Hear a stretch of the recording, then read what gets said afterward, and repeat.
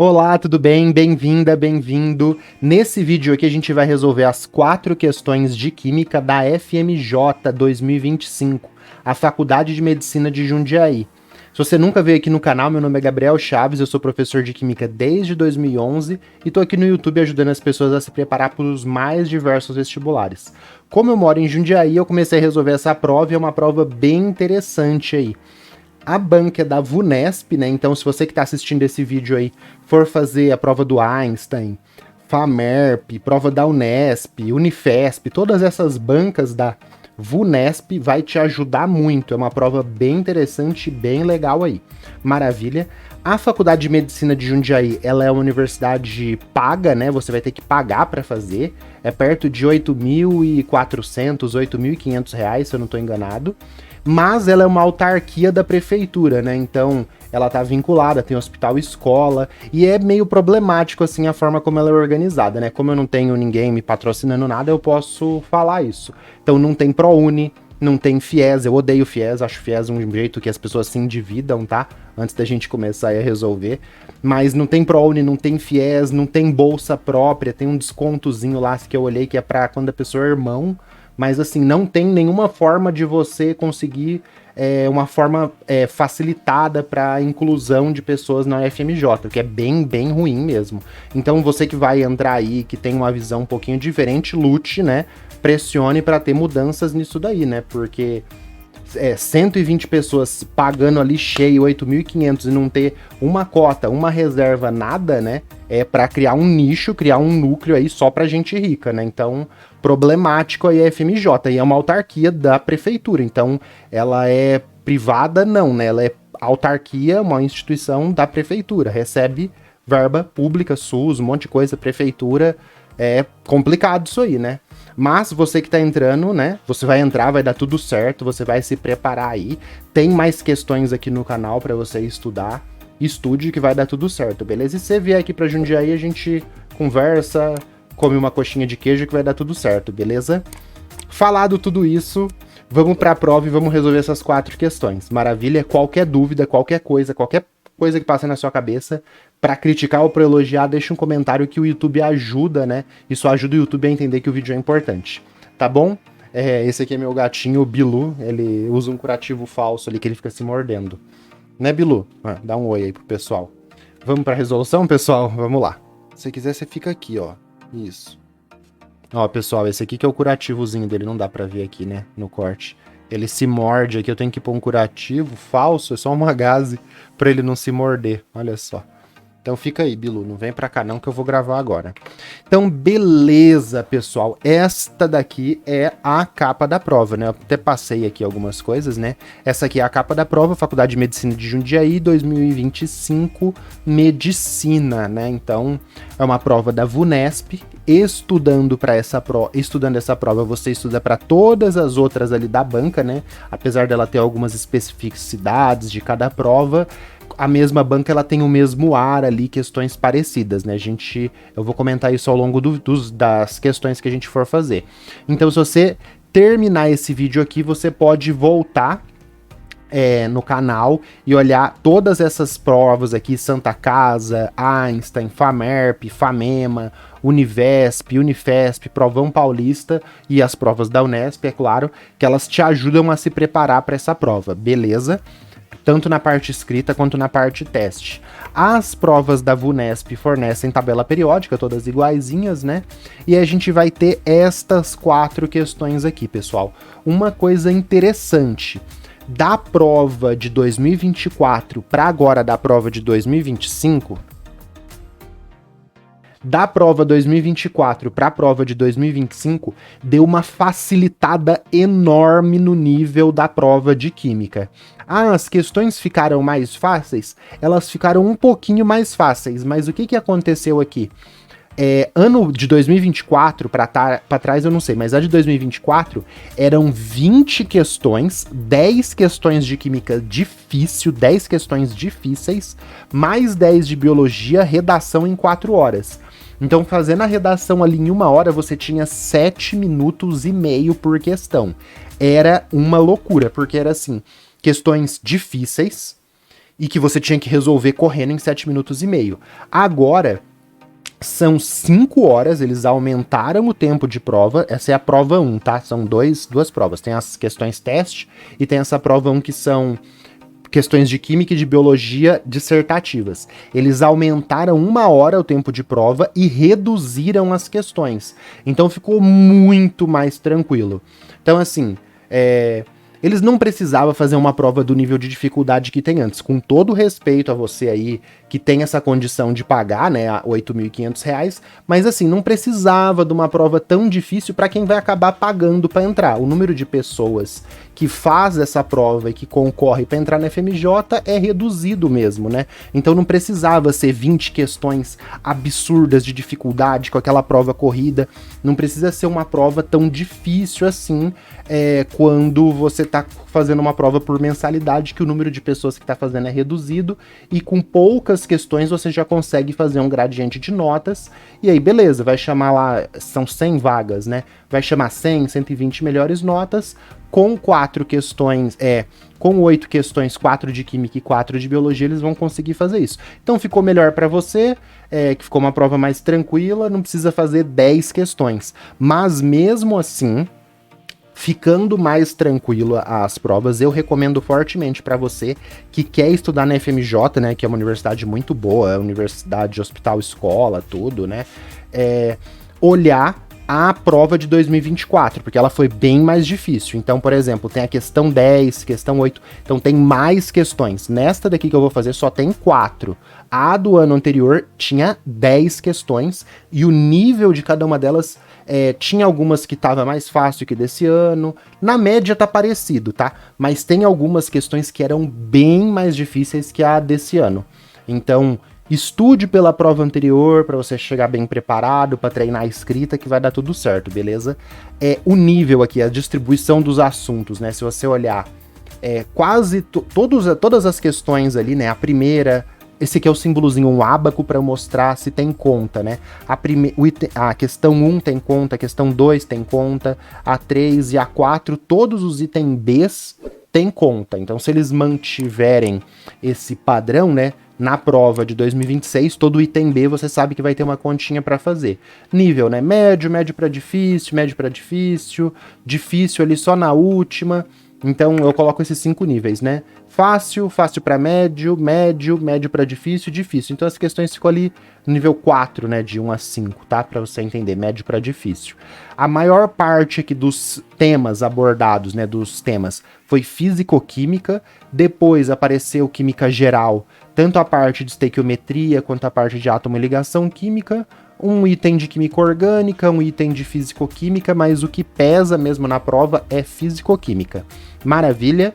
Dito tudo isso, né, já estamos aí há 8 minutos falando no vídeo, né, mostrei meu gato, critiquei aí a universidade que é a autarquia da prefeitura e não tem um programa de bolsa, né, um desconto, nada, pô, podia ter um desconto aí na FMJ, né, reservar ali pelo menos uns 20% de vaga para fazer bolsa de 100% para as melhores notas, né, podia ter isso aí, né, você que vai entrar, pressiona lá dentro que vai dar certo, beleza?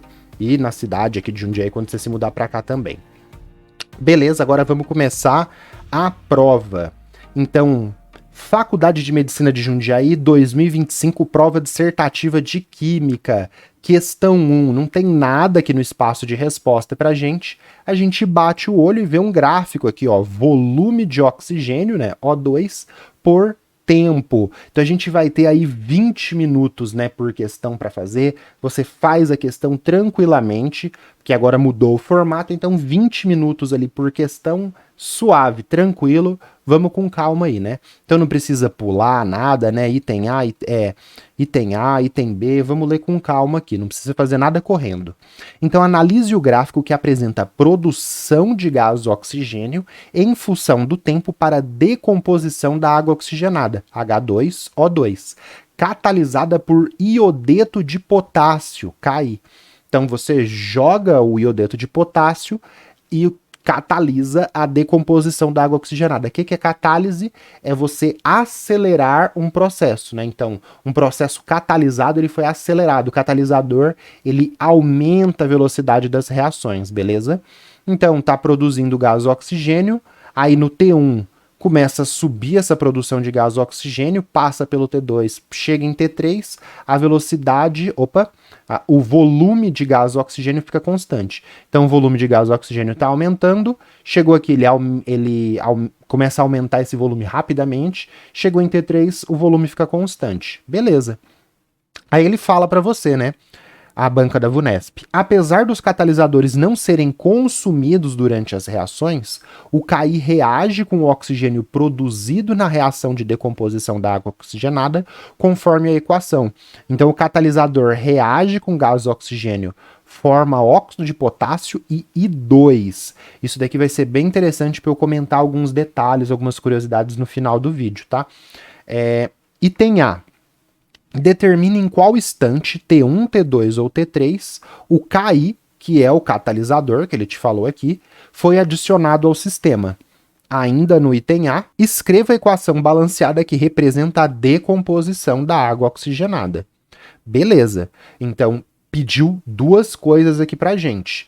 Em qual instante? É sempre assim, tá, pessoal? Cada item A e B das 4 questões vai pedir duas coisas. Então, são 4 questões, 8 itens.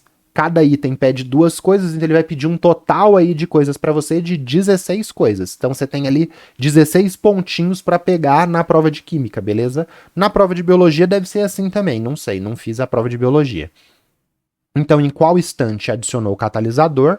A gente tem um gráfico aqui. Tema dessa parte aqui da questão é físico-química, cinética química, velocidade de reações químicas, representação gráfica de catalisadores. E a segunda parte de reações inorgânicas, a reação de decomposição da água oxigenada. A gente olhar aqui. Se eu tenho água oxigenada e ela está produzindo gás oxigênio, o que vai ser produzido ali junto? Então, a decomposição da água oxigenada produz água e gás oxigênio, tá, pessoal? Muitas pessoas aí podem ter errado isso, falado, se você produziu O2, o outro produto vai ser H2, né? Porque quebrou. Então, água oxigenada produz O2 e H2. Não. A água oxigenada vira água normal, H2O, e libera gás oxigênio. Então, você tinha que saber isso de cabeça aí para segunda parte do item A. Eu tô colocando com cores diferentes, porque quando eu for resolver, você vai entender por que eu faço assim. Parte B. A partir da reação do iodeto de potássio com gás oxigênio, que está aqui, escreva a equação iônica que representa a oxidação do íon I-, do íon iodeto, formando iodo molecular I2. Então a gente vai ter que escrever a reação, a equação do I-, onde que está o I- aqui? Ó, o I- está no KI. Então, escrever a reação do I-, que está aqui presente no KI, virando I2 e mostrando, né, se a equação iônica é mostrando elétrons, tá? Considerando a constante de Avogadro igual a 6 vezes 10 a 23 mol a menos 1, ou seja, uma dúzia tem 12, 1 mol tem 6 vezes 10 a 23, é isso que ele está te falando. Calcule a quantidade de elétrons fornecida pelo íon I- quando KI reage com meio mol de O2. Então ele pediu duas coisas, a equação do I- virando I2 iônica, mostrando os elétrons, e a segunda parte do item B, calcular a quantidade de elétrons que vai ter que ser fornecida pelo I- quando reage com meio mol de O2. Essa segunda parte aqui, pessoal, também, né, reações aí eletroquímica e tal, mas tem a parte de estequiometria com eletroquímica. Estequiometria com eletroquímica é você fazer proporções, né, igual estequiometria mesmo, proporção entre substâncias, envolvendo elétrons, que é o que a gente vai fazer aqui. Maravilha? Então, vamos responder aqui primeiro olhando para o gráfico, aí a gente desce para o espaço de resposta e eu te mostro como que eu escrevi. Então, aqui o que a gente está tendo? Está sendo produzindo gás oxigênio com o passar do tempo. Então, de 0 até T1, a água oxigenada está sofrendo decomposição e está produzindo gás oxigênio numa velocidade aqui constante e baixa. Se continuasse nessa velocidade, ia demorar muito para atingir essa situação que o volume de oxigênio fica constante. Então aqui a velocidade de produção de oxigênio está baixa, está uma velocidade baixa. Em T1, essa velocidade ela aumenta. A quantidade de oxigênio produzida por segundo, por minuto, por segundo, aumenta muito. E aí chega um momento T3 que para de ser produzido oxigênio. Por quê? Porque toda a água oxigenada virou água normal e liberou oxigênio na decomposição. Então o que aconteceu aqui? A água oxigenada, ela naturalmente, sem você fazer nada para você entender. Eu vou colocar o vídeo para você visualizar. A água oxigenada naturalmente ali, normalmente, a temperatura ambiente, sem catalisador, sem nada, ela sofre decomposição e vira água e gás oxigênio. Isso a gente está vendo de 0 até T1. Só que é uma velocidade muito devagar. Então a água oxigenada que a gente, por exemplo, você vai fazer medicina, você tem que saber isso, né? A pessoa se cortou, você passa água oxigenada ali para matar micro-organismos, porque ela vai produzir oxigênio. Eu não sei explicar direitinho, mas passa água oxigenada, por exemplo, num machucado, vai fazer aquela efervescência. A água oxigenada, normalmente, sem você jogar o iodeto de potássio, sem jogar catalisador, sem jogar um bife, né, por exemplo, um fígado, é um experimento que você pode fazer também. Pega a água oxigenada, joga um pedaço de fígado, você vai ver a água oxigenada efervescendo, liberando bolhas ali, porque o fígado tem também a enzima, tem uma enzima que faz essa decomposição e acelera essa reação química. Mas mesmo sem catalisadores, a água vai liberar esse oxigênio, bem devagarzinho, mas vai. Aí em T1 foi adicionado o catalisador, a velocidade já aumenta muito, e aí em T3 toda a água oxigenada já liberou esse oxigênio e aí não tem mais reação para ocorrer, por isso que o volume de oxigênio fica constante. Você conseguiu entender isso? Se ficou confuso, se não entendeu, deixa um comentário. Beleza? E aí, eu fiz um tracejado aqui para você entender que a inclinação da velocidade de produção do produto te mostra a velocidade de reação. Então, ó, vou apagar aqui. Aqui tá com essa inclinação porque a velocidade de produção do produto O2 pelo tempo é baixa, então a inclinação está baixa. Ia demorar muito para chegar lá naquele volume. Então, uma baixa inclinação, por isso que está aqui no tema, ó, representação gráfica de catalisadores. Uma baixa inclinação é uma pequena velocidade. Uma alta inclinação é uma alta velocidade. Você vê isso em física também, né? Velocidade pelo tempo, deslocamento pelo tempo, e a inclinação te dá a velocidade, né? Delta S por delta T te dá a velocidade.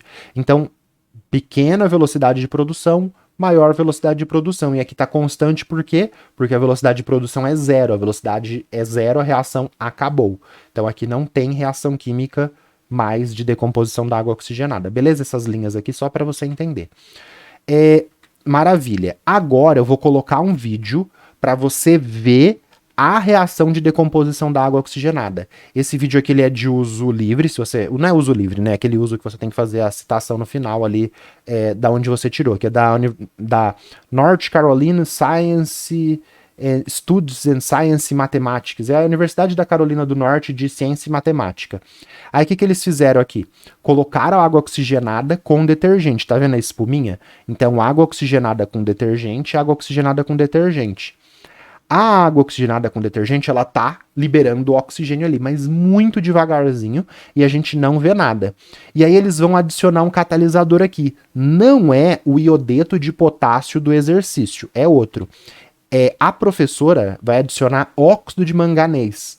O óxido de manganês aqui, óxido de manganês 4, ele também vai funcionar como catalisador. Quando ele cai, ó, ele começa a acelerar, e aí faz aquele experimento que é a pasta de dente de elefante, né? Manual do Mundo faz muito isso. O catalisador começa a entrar em contato com a água oxigenada, e o volume de oxigênio liberado pelo tempo aumenta. Então aqui era de 0 até T1 no nosso gráfico, e aqui é de T1 até T3. Então começa a produzir oxigênio numa velocidade muito maior, e aí esse oxigênio liberado no detergente forma essa espuma que a gente está vendo aqui. Então por que formou espuma? Porque tem detergente nesse caso, é diferente do exercício. Aí a espuma caiu bonitinha aqui, né? Decomposição da água oxigenada, Universidade da Carolina do Norte. E aqui no final, ó, como o catalisador que foi usado é óxido de manganês, ele é adicionado antes e ele continua igual no final. No texto, eu estava te falando que catalisadores não são consumidos. Então, qual que é o catalisador aqui? É esse pó cinza de óxido de manganês. Lá na espuma, você consegue ver esse pó cinza continuando ali. Então, você jogou o pó cinza, a reação foi acelerada, na espuma você continua vendo esse pó cinza, ele não foi consumido. Catalisadores são isso. Reagente, produto, a reação tá lá acontecendo devagar. Ele acelera essa reação e ele pode até ser consumido no começo, mas ele é produzido de volta no final e a quantidade dele não muda. Ou, simplificando, você pode falar que eles não são consumidos no processo. Beleza? Então foi isso que ele falou aqui, ó. Apesar de catalisadores não serem consumidos, a gente viu que o óxido de manganês ficou ali na espuma. Só que o que acontece? Agora, o que acontece? Se você adicionar o iodeto de potássio, eu já fiz isso num colégio que eu trabalhava, se você jogar o iodeto de potássio, ele vai fazer a pasta de dente de elefante, só que aí a espuma vai ficar amarelada. Por que a espuma vai ficar amarelada? Porque o catalisador acelerou a reação e ele não foi consumido. O catalisador acelerou a reação e não foi consumido. Só que um produto da reação, que é o gás oxigênio, reage com o iodeto de potássio e forma o I2. O I2 ele tem uma cor castanha e aí vai deixar a espuma com um tom amarelado. Então a gente viu que a espuma ali ficou branquinha com um pó cinza. Se você faz com esse sal, que é o iodeto de potássio, vai sair a espuma e vai ficar um negócio amarelo ali, que é o I2 molecular. Beleza, olha o tanto de coisa que a gente viu aqui no exercício, né? Vamos lá então, né? Em qual instante foi adicionado o catalisador no sistema? Item A, parte 1. Então, roxo, da primeira parte. O catalisador iodeto de potássio foi adicionado no instante T1. Ele pediu para justificar, escrever? Não, mas como ele falou determine, tá com poucas questões, agora você tem 20 minutos praticamente por questão, capricha em cada questão. Então, determine, quando ele falou determine, eu acredito que você é um justifique isso, né? Determinar, usar o gráfico, dar algum tipo de justificativa, não é só você falar um instante, beleza? Então, o catalisador KI foi adicionado no instante T1. Isto pode ser determinado, que ele falou determine, pois ocorre um aumento na velocidade de produção do gás oxigênio, nesse instante, né, você pode colocar, sendo observado uma maior inclinação no gráfico volume por tempo. Então, antes tinha uma pequena inclinação, em T1 a inclinação aumentou, esse aumento de inclinação permite a gente determinar aonde que foi adicionado o catalisador. Você entendeu, né? Então aqui eu ganhei todos os meus pontinhos da primeira parte do item A. Você tem bastante tempo, 20 minutos, dá para você fazer isso com calma. Maravilha? Segunda parte, escreve a equação balanceada de decomposição da água oxigenada. A equação de decomposição da água oxigenada é, então a água oxigenada, você tem que conhecer essa reação, tá, pessoal? Não tem jeito. Então jogou um pedaço de fígado, jogou óxido de manganês, jogou iodeto de potássio, deixou a água oxigenada ali parada no ar, a reação vai ser essa daqui. A água oxigenada vira água e libera O2. Para não ficar meio O2, o que eu fiz? Eu fiz equação balanceada, hein, pessoal? Coloquei duas águas oxigenadas, viram duas águas. Cada água oxigenada perdeu um oxigênio, perdeu um átomo de oxigênio. Esses dois átomos de oxigênio formam o O2 gasoso, que a gente viu que sobe ali na proveta, formando aquela espuma com detergente. Maravilha? Então, água oxigenada formou água e gás oxigênio, balanceado bonitinho, ganhei todos os pontinhos. Maravilha. Se não balanceasse, se não fizesse a equação balanceada, é perder ponto. B. A partir da reação do iodeto de potássio com oxigênio, escreva a equação iônica que representa a oxidação do íon I-. Então vamos lá. B, parte 1. A equação iônica de oxidação do I- em I2 é, então, I- em I2. O I2 tem dois átomos de iodo, então eu vou colocar 2 I- para eu ter 2 iodos no reagente, 2 iodos no produto. Só que a equação iônica, eu tenho que representar os elétrons aqui. O total de carga antes, o iodeto, né? Esse I- é o iodeto. O iodeto tem carga -1. Então o total de carga antes, como são 2 iodetos, é um total de carga de -2. Então vai ter que ter um total de 2 elétrons nos produtos para dar a carga nos produtos de -2 também. Então cada iodeto perdeu um elétron. 2 iodetos perderam 2 elétrons, formou o iodo molecular, essa é a equação iônica de oxidação do iodeto em iodo molecular. Representei bonitinho, coloquei os íons, acabou, fechou. Então, equação iônica que representa a oxidação do I- formando iodo molecular. Então tá aqui. Equações de redução e de oxidação, você tem que representar os elétrons. Reação de oxidação perde elétrons, então os elétrons têm que estar nos produtos. Reação de redução, os elétrons têm que estar nos reagentes, porque a redução recebe elétrons. Como aqui perdeu elétrons, os elétrons estão nos produtos. Beleza? B, parte 2 aqui, parte vermelhinha. Calcular a quantidade de elétrons produzidas, fornecida pelo I- quando reage com meio mol de O2. Então vamos lá, né? Nossa, eu só aqui. Então, vamos voltar aqui, ó. 0,05 mol de O2. O que é 0,05? É 5 vezes 10 a menos 2 mol de O2. Então, como que eu vou fazer isso daqui? Eu vou começar com esses 5 vezes 10 a menos 2 mol de O2. O que eu posso fazer? Eu posso fazer por regra de 3, que é proporções. Então, essa quantidade de mol de oxigênio, e aí eu vou comparar com alguma coisa. Em vez de eu fazer várias regras de 3, como a maioria dos professores faz, eu faço por um sistema que chama análise dimensional. Vou fazer assim até o fim da prova. Que é grudar regras de 3 uma na outra e cortar as unidades. Então, o que eu vou fazer aqui? Em vez de eu montar uma regra de 3 falando assim, 1 mol de... Eu tenho que voltar lá na equação, tá, pessoal? Vamos voltar aqui, ó. Meio mol de oxigênio, tá cortando aqui, mas meio mol de oxigênio está para 2KI. Aí 0,05 mol de O2 está para quantos mols de KI? Eu já vou pegar isso e fazer essa proporção que está na reação aqui direto. Então eu não fico montando regras de 3. Eu faço uma coisa linear, que eu corto as unidades e chego na resposta.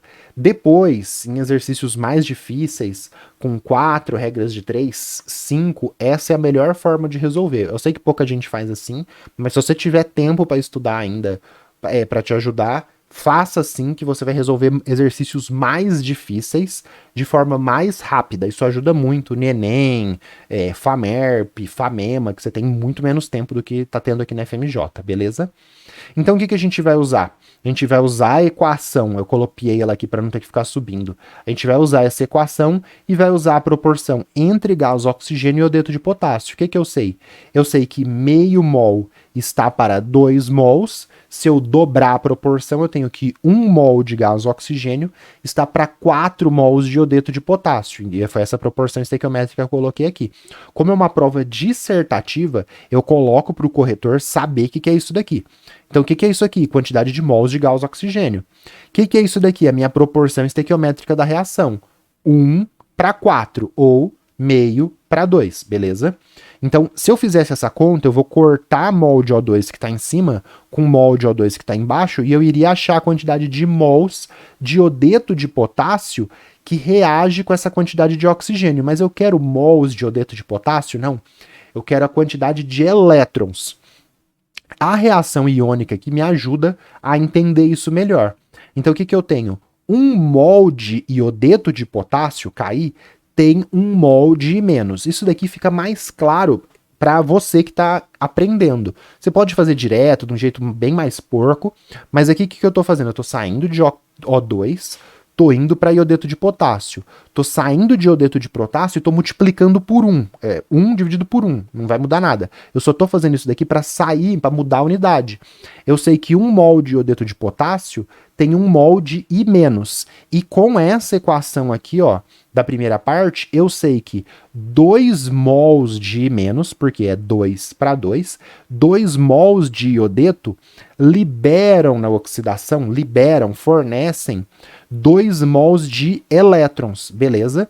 Então, cortei mol de O2, cortei mol de KI, cortei mol de iodeto, cheguei em mol de elétrons. Ele quer o número de mols de elétrons?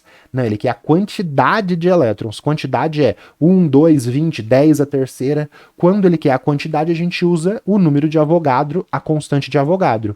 Que é o quê? 1 mol de qualquer coisa tem 6 vezes 10 a 23 qualquer coisa. Então, 1 mol de elétrons tem 6 vezes 10 a 23 elétrons. É a constante de Avogadro. Aí eu coloco as contas aqui no final, né? Eu já fiz a conta, olha só. Então, que conta que a gente vai ter que fazer? 4 vezes... Aí 2 dividido por 2 dá 1, tá? Esquece. Vai ficar 4 vezes 5, que dá 20. 20 vezes 6 dá 120. 120 vezes 10 a menos 2 dá 1,2. Sobrou 10 a 23, então fica 1,2 vezes 10 a 23. Continha muito tranquila. Só que aí eu não fiz uma conta aqui, depois outra aqui, depois outra aqui. Eu faço toda a conta no final. Então, se fosse coisas mais bagunçadas, seria cada xzinho é uma regra de 3, tá? Seria 1, 2, 3, 4 regras de 3. Aqui eu fiz uma conta só, 1,2 vezes 10 a 23, eu tenho que fazer o textinho para o corretor. Então, é fornecida a quantidade de 1,2 vezes 10 a 23 elétrons pelo Ki, pelo iodeto de potássio, ao reagir. Circulei, pôs 2 barrinhas, fechou, acabou, sucesso total. Então, a gente começou com isso daqui e coube tranquilamente o item A, o item B, pediu 4 coisas, né? Cinética química, estequiometria de reações eletroquímicas, muito tranquilo. Sugestões aí para você. Esta questão da FMJ 2024, baterias, pessoal. Então são várias pilhas associadas e aí você tem que ver como que você vai interagir. Você vai somar, você vai dividir, você vai multiplicar o potencial de cada pilha, então dá uma olhada nessa questão aqui que foi do ano anterior. E essa questão aqui da Unicamp também é muito 10, que ela é a representação gráfica de equilíbrios e de cinética química. E aí tem no meu canal também, Unicamp, FUVEST, Enem, essa daqui é a representação gráfica de cinética química e equilíbrio. Ajuda muito a treinar e cai equilíbrio na FMJ, viu? Beleza, vamos continuar, vamos para a próxima. Beleza, pessoal. Questão 2, FMJ 2025, prova de química aí. Importante, né? A gente tem que olhar aqui que tem esse sisteminha, esse desenho aqui no espaço de resposta. Não sei o que é uma bateria. Tem aqui uma pressão após a faísca, então a gente tem que levar isso em consideração, beleza? No espaço de resposta. A gente vai fazer lá bonitinho. Então vamos lá, tem bastante tempo para fazer a questão, fica tranquilo, lê do começo com calma que vai dar tudo certo. Em um recipiente de volume 10 litros, estão presentes 2 mols de H2, meio mol de gás oxigênio e 2,5 mol de hélio a temperatura de 300 Kelvin. Beleza, então tem aqui um sisteminha, né? Não sei o que é isso. A figura mostra a composição do sistema antes da faísca elétrica ser lançada no interior do recipiente. Então tem um recipiente com H2, hélio e O2. Ele falou aqui as quantidades no texto e aqui só está representado. P igual 12 atmosfera, né? Então isso aqui é um manômetro para medir pressão. E tem uma bateria aqui, né? Polo negativo, polo positivo. Provavelmente vai ter uma faísca, né? Então vamos lá. Em determinado momento, uma faísca elétrica é produzida por um gerador e lançada no interior do recipiente, promovendo a reação entre os gases H2 e O2. Após o restabelecimento da temperatura à condição inicial, 300 Kelvin, verifica-se que existe água no estado líquido no interior do recipiente e que a nova pressão do sistema é igual a X. Lá no espaço de resposta está escrito X na pressão. A equação que representa a reação ocorrida é, então, H2 reage com O2 formando água, ΔH de menos 286 kJ por mol. Ou seja, cada mol aqui que reage libera 286 kJ. Então, é uma reação exotérmica, né? Se você já viu um balão de gás hidrogênio explodindo, né? Ele libera calor aí para o ambiente. Faz aquele pull, né? Pega fogo bonitão. Beleza. Então, quando a chavinha aqui fecha, tem a fagulha elétrica, faz o gás O2 e O2 reagir, produz água. Beleza. Considerando que haja excesso de gás hidrogênio na reação, o gás hidrogênio está em 2 mols, está em excesso. O gás oxigênio que tem meio mol é um reagente limitante. Então, sempre que tem alguém em excesso, tem outro como reagente limitante. Qual é a situação que não tem reagente em excesso e reagente limitante? É quando os reagentes estão nas proporções estequiométricas. Então, por exemplo, se eu tenho 2 mols de hidrogênio, eu teria que ter 1 mol de gás oxigênio, porque os coeficientes é 2 e 1. Eu tenho 2 e 1? Não, eu tenho 2 mols de hidrogênio e meio mol de oxigênio. Então tá faltando oxigênio. O oxigênio é o reagente limitante e hidrogênio é o reagente em excesso, beleza? Considerando que há excesso de hidrogênio na reação, represente na figura existente no campo de resolução e resposta a composição do sistema após o lançamento da faísca no interior do recipiente. Explique com base no ΔH da reação por que deve-se esperar que a temperatura seja restabelecida antes de realizar a medição da nova pressão. Então, beleza. Representar como que vai estar esse sisteminha depois da faísca. Então, todo o gás oxigênio vai ser consumido, porque ele é o reagente limitante. Então, temas aqui do item A, tá, pessoal? Estequiometria, reagente limitante, reagente em excesso. Não tem que fazer muita conta aqui, não precisou fazer conta nenhuma, mas você tem que entender que o reagente limitante, que é o gás oxigênio, ele vai ser todo consumido. E o reagente em excesso, que está em excesso, vai sobrar. Então, se eu tenho H2 em excesso, na representação da situação final, ainda vai continuar com gás hidrogênio ali, mas todo o oxigênio, que é o reagente limitante, vai ser consumido. Então, no final vai ter H2, água que foi produzida, e o hélio, que é um gás ali, que é um gás nobre, que não reage, vai continuar ali bonitinho. Ah, precisa colocar as quantidades dentro dessa representação? Não. Porque aqui ele colocou a composição, ó, H2O2, e não mostrou 2H2, meio O2, ele não colocou 2H2, meio O2, ele não colocou essas quantidades. Então, composição é só você mostrar quem está presente, beleza? Pela figura aqui, antes da faísca, dava para você deduzir isso. Então, reagente limitante em excesso. Físico-química, termoquímica, classificação, por quê? Porque é o básico. ΔH menor do que zero, reação exotérmica que libera calor. E daí? E daí que quando essa reação ocorrer, ela vai liberar calor e vai esquentar os gases que tá aqui. E o que acontece? Ele perguntou por que você tem que esperar a temperatura restabelecer e voltar para os 300 Kelvin. Primeiro, ΔH menor do que zero, libera calor, a temperatura vai aumentar, vai ficar acima de 300 Kelvin, sei lá para quanto que vai. Por que você tem que esperar isso? Aí agora vem a parte de gases aqui também, né? Que a gente vai ter que fazer mais no item B. De transformações gasosas, inclusive. Isso não pediu para explicar com detalhes, mas o que acontece? Quando você esquenta um gás, ele aumenta a agitação das moléculas e ele causa um aumento de pressão. Então, se eu tivesse esse sistema aqui, ó, desse jeito, sem ter reação nem nada, e eu esquento ele, vai causar um aumento de pressão. Para que tem isso daqui? Eu quero o que o pesquisador, a pessoa que fez isso, está querendo fazer? Ela quer relacionar a quantidade de gás aqui dentro pela pressão que ele está medindo aqui no manômetro. Se ele fez uma reação que liberou calor, ele tem que esperar atingir a temperatura de 300 Kelvin, a temperatura inicial, porque ali quando acaba de ocorrer a reação, vai ter uma variação na pressão, porque mexeu na quantidade de gases, então a pressão vai diminuir, na verdade, né? Porque consumiu gases e formou água líquida. Então vai ter uma redução de pressão. Só que você tem que esperar a temperatura reduzir, porque em alta temperatura causa um aumento de pressão. Então você não quer ver o efeito dessa temperatura na pressão. Você só quer ver o efeito da quantidade de gases aqui presente. Então por isso que você tem que esperar a temperatura restabelecer. Ao longo da resposta vai ficar mais claro isso, tá? Item B. Calcule a massa de água em gramas produzido na reação ocorrida no interior do sistema. Então, meio mol de gás oxigênio, a proporção é 2 para 1. Se 1 precisa de 2, meio mol de O2 vai precisar de meio mol de H2.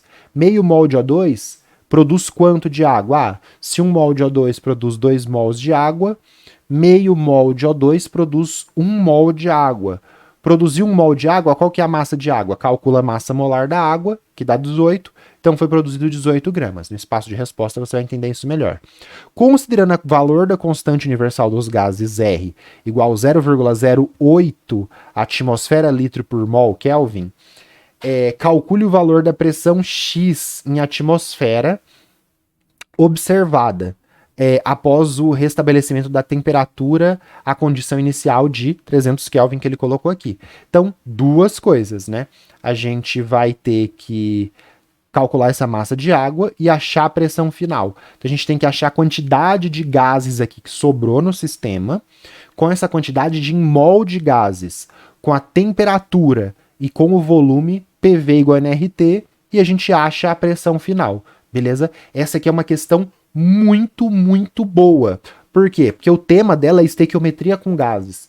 Você vai ter que fazer cálculos estequiométricos, quanto de oxigênio vai ser consumido, que vai ser tudo, né, porque ele é o limitante, quanto de hidrogênio vai ser consumido, ver o quanto de hidrogênio que sobrou quanto de hidrogênio? Vai sobrar 1 mol. Quanto que tem de hélio? 2 mols e meio. Quanto que você vai ter no total? 3 mols e meio. Aí 3 mols e meio, aí depois da estequiometria de gases, você põe no PV-NRT. Então não é só substituir no PV-NRT. Não, você tem uma etapa antes, que é cálculos estequiométricos, para aí sim você fazer essa substituição de valores na equação geral dos gases. Eu vi aqui agora que ele deu R igual a 0,08. Eu respondi com 0,082, tá? Mas vai dar um pouquinho diferente a minha resposta do valor certo. Você teria que fazer com 0,08. Eu fiz com 0,082. Então até isso é que eles quiseram dar uma facilitada esse ano, né? Não colocou a constante com o valor completo. Beleza, então vamos lá, né? Vamos colocar aqui a representação do sistema. Então a composição vai ser hélio, gás nobre, não reage. Hidrogênio está em excesso, vai sobrar. Oxigênio, gás limitante, foi todo consumido, acabou. E foi produzido água. Ai, mas tinha que colocar água líquida? Pô, aqui, ó, aí você tem que olhar aqui. Aqui ele não colocou H2 gasoso, hélio gasoso, O2 gasoso? Pô, então você vai ter que colocar aqui na composição também o estado físico para ficar parecido com o que estava ali. Então é H2 gasoso, hélio gasoso, e a água que foi produzida, água condensa, né, vai estar líquida ali, beleza?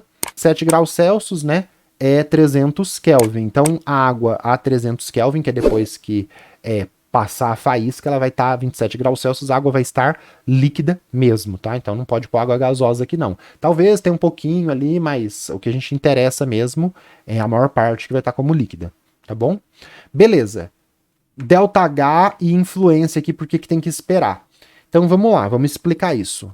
Vou fazer em duas partes aqui. Como o valor ΔH é menor do que zero, menos 200 e tanto, é uma reação exotérmica, né? Então a reação de combustão do gás hidrogênio libera calor para o ambiente, aumentando a temperatura dos gases dentro do recipiente. Eu acredito que só essa resposta aqui já seria suficiente, mas eu coloquei uma explicação aqui um pouco mais elaborada. Isso aqui é o rascunho, tá? Isso aqui você não ia colocar. Mas o que acontece? Quando a gente pega a lei dos gases, agora para você entender por que tem que esperar a temperatura voltar para 300 Kelvin. Ele quer determinar a pressão causada pelo H2 gasoso e pelo hélio gasoso. Esse sistema em alta temperatura depois da combustão, gases em alta temperatura e volume constante, ele causa um aumento de pressão. Então o pesquisador que fez isso aqui, ele quer pegar a pressão e relacionar com a quantidade de gases. Ele não quer pegar a pressão e sofrer, presta atenção, e sofrer a interferência da temperatura. Por que a temperatura vai interferir na pressão? Como é que a gente faz? A gente tem a situação antes da faísca, que é essa situação inicial aqui, PV-NT, e a situação depois da faísca, que seria PF, VF, NF, TF. Ou o pessoal faz só sem o N, né? PVT, Povotó, mas na química a gente tem que usar o N, né? Então, equação geral dos gases, PV igual a nRT. Isola o R, que é constante tanto para antes quanto para depois da faísca. Então, R é igual PV dividido por NT. A pressão no início e a pressão do fim são diferentes, mas o volume fica constante. E vamos pegar uma situação, só para facilitar aqui a análise, em que a quantidade de gases antes é igual à quantidade de gases depois. A gente corta o V e corta o N. Aí o que a gente tem? Que a pressão 1 dividido pela temperatura 1 num sistema inicial vai ter que ser igual à pressão 2 dividido pela temperatura 2 no sistema final. Isso daqui é transformações gasosas. Então o que acontece? Se você aumentar a temperatura do sistema, ó, P2 dividido por T2 tem que dar uma constante. Se você aumentar a temperatura, para manter isso daqui constante, para manter igual a R, se você aumentar a temperatura, você aumenta a pressão. Então, se a gente gerar um gráfico, gera isso aqui, ó. Em maiores temperaturas, a gente tem uma maior pressão. Então, fez a combustão de hidrogênio, o sistema está numa maior temperatura, ele vai causar um aumento de pressão. Esse aumento de pressão, você não quer saber isso, você quer saber a pressão relacionada apenas à quantidade de matéria. Por isso que você vai fazer uma situação que é pressão dividido por N, e aí o volume é constante, a temperatura é constante, e o que o pesquisador queria fazer? Pressão inicial dividido por temperatura inicial é igual a pressão final dividido por N final, e aí ele olha a pressão, que ele tem um manômetro para medir, e relaciona com a quantidade de matéria. Era isso que ele queria fazer, ele não queria sofrer essa influência da temperatura. Vou colocar aqui, ó, umas setinhas para a gente ver, ó. Então, maior temperatura causa maior pressão. E aí, o que eu coloquei aqui para complementar a resposta? Você não precisava por isso, mas só para você entender por que ele espera a temperatura reduzir, porque ia atrapalhar o pesquisador. Então, com o aumento de temperatura, a volume constante, ocorre um aumento de temperatura. Assim, deve-se esperar que a temperatura seja restabelecida para 300 Kelvin, né, 27 graus Celsius, para que a medição da nova pressão, aqui na medição final, para que a medição da nova pressão esteja relacionada apenas à quantidade de matéria após a faísca, e não a variações de temperatura. Então era isso que estava por trás que o pesquisador queria fazer. Só que você não precisava por isso, tá? Era muito difícil você perceber isso sem estar muito ali relacionado com a química. Vou colocar um vídeo aqui, vamos ver se vai aparecer. Ou eu vou ter que colocar na edição. Ah, apareceu. Que é esse sistema de pressão com temperatura. Esse aqui é o equipamento de Gay-Lussac. Aqui tem um gás fechado dentro dessa bola, e aí o professor colocou dentro da água fervendo. E aí tem esse equipamento aqui que é o manômetro.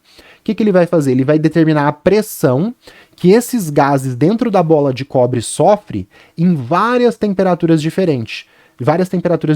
Então, ó, a temperatura de 100 graus Celsius, aquele gás dentro da bolinha tem uma pressão de 948 milímetros de mercúrio.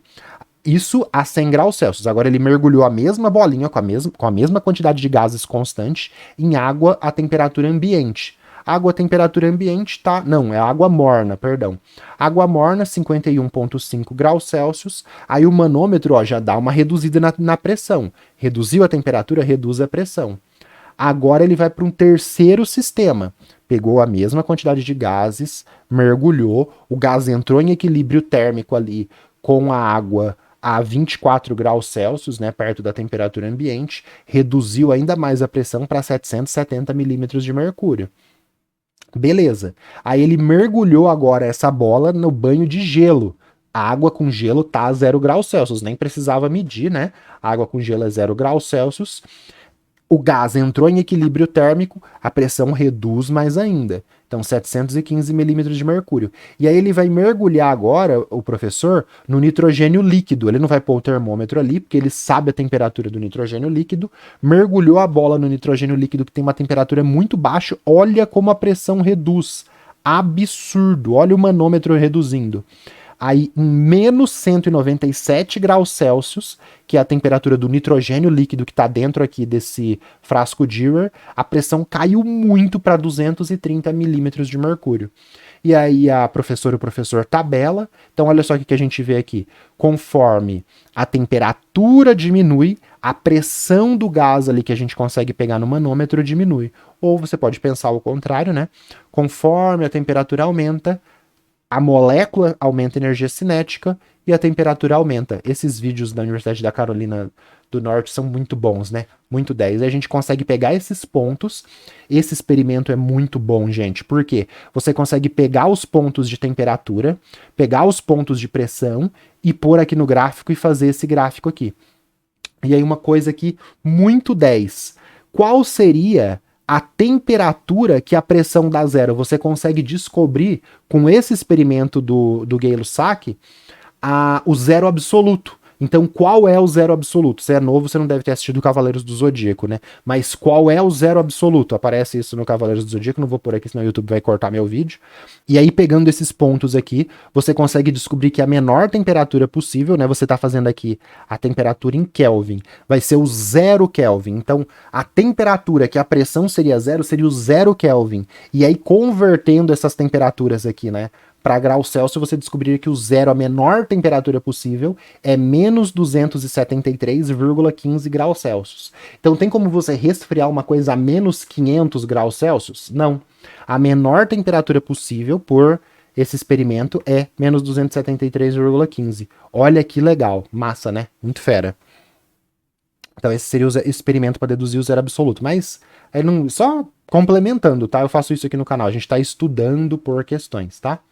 Então, beleza. Agora a gente vai achar a massa de água produzido, meio mol de oxigênio. Quando você tem, pessoal, agora aqui no item B, quando você tem reagente limitante e reagente em excesso, pensa assim, eu tenho 10 salsichas e 1000 pães. Eu tenho 10 salsichas e 1000 pães. Qual que é a proporção pão-salsicha para eu montar cachorro quente? Um pão para uma salsicha. Então a proporção estequiométrica é 1 para 1. Só que eu tenho 10 salsichas, é uma analogia que eu estou fazendo. Eu tenho 10 salsichas e 10 salsichas e 1 milhão de pães, vamos exagerar.